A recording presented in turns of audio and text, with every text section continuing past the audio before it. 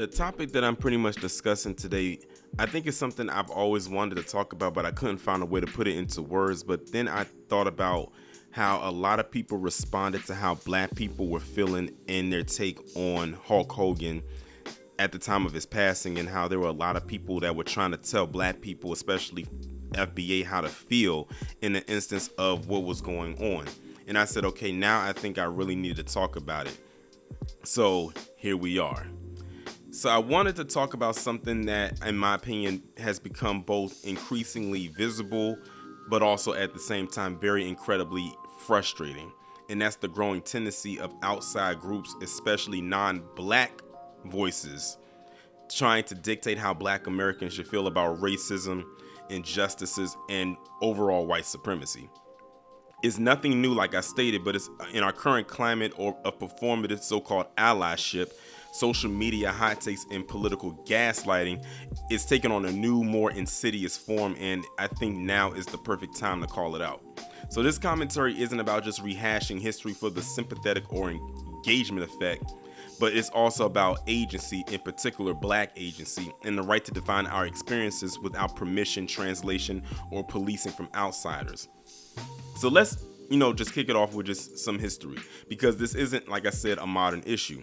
For centuries, black voices in America have been filtered, reframed, and just outright silenced. During slavery, enslaved people weren't even allowed to read or write because the fear wasn't just rebellion, it was narrative.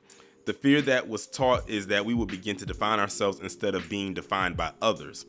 Fast forward to the civil rights movement. Even then, outsiders, your white moderates or your liberal commentators or even political leaders told Dr. King to just simply wait, or to be less confrontational, or to choose love over anger.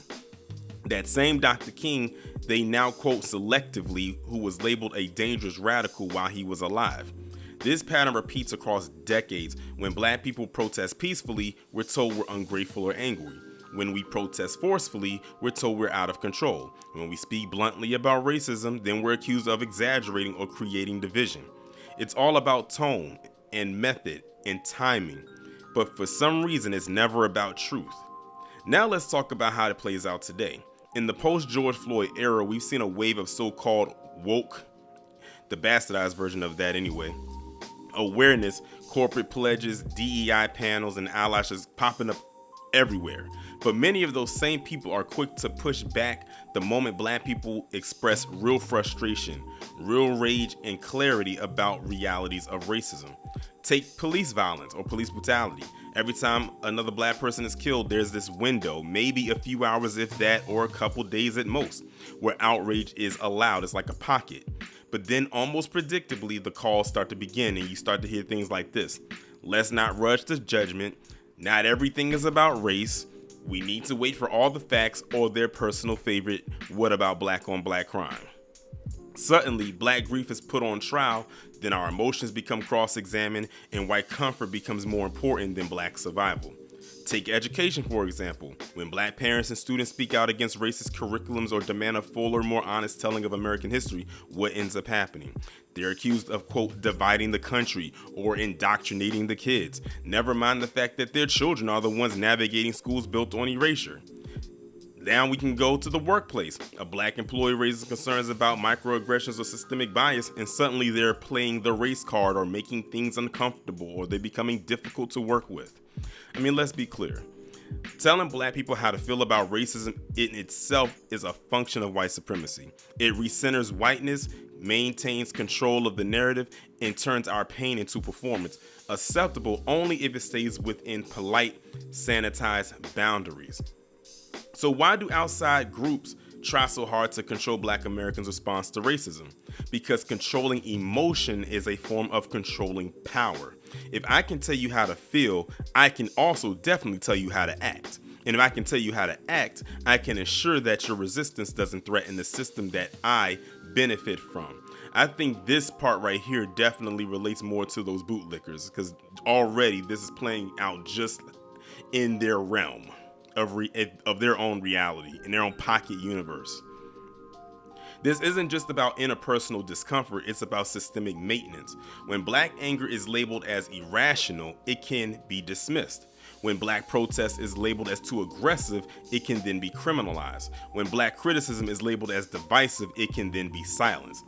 This form of gaslighting isn't accidental. It is very strategic and very well by design.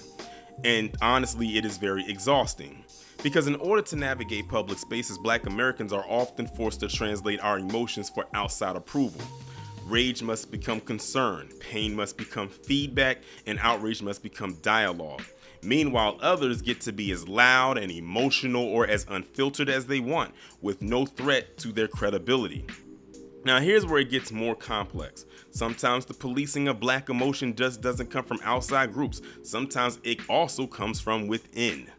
Internalized white supremacy can cause some black people to echo the same harmful messaging, such as, we don't need to make everything about race, or we need to be more respectable, or their favorite, we're playing into stereotypes. This kind of respectability politics may be rooted in survival, but it ends up reinforcing the very dynamics that it's trying to escape.